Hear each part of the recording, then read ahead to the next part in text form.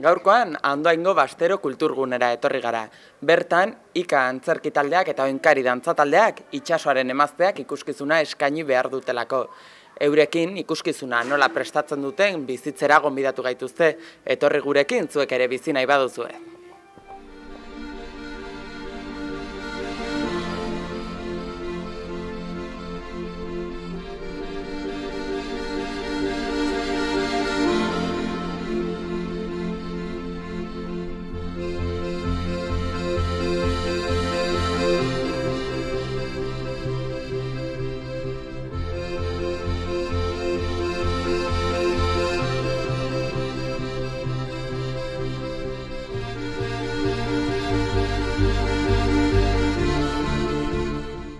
Eneko Arteagarekin gaude, Oinkari dantza taldeko zuzendaria.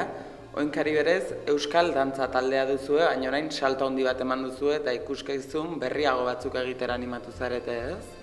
Bai, ja, badamazki urte batzuk, urtero, salto txiki batzuk emanez, Euskal dantza tradizionaletan oinarriturik gure ikuskizunak beti, baina, pixkanaka garaikidean zirzelada batzuk sartzen jungea, eta guain azkeneko ikuskizun honetan, itsasoaren emazteak ikuskizun honetan, pauso sakonago eman dugu, eta garaikideak ere, bere parte hartze nagusia izan du, ez?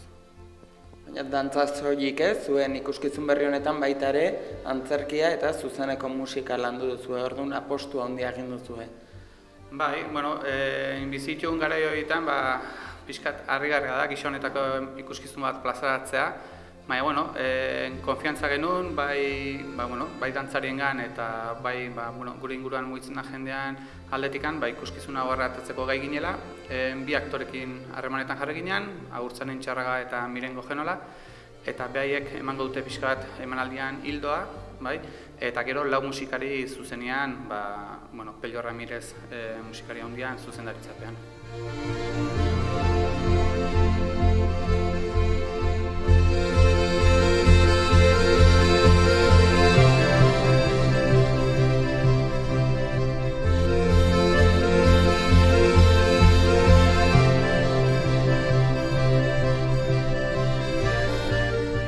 Ikuskizuneko partaide ezberdinek komentatu diguten bezala, musika garrantzia handia izan du eta hemen daukagu Pello gurekin, zu izan zara musika konposatzearen arduradun, konta iguzu, nola izan da esperientzia?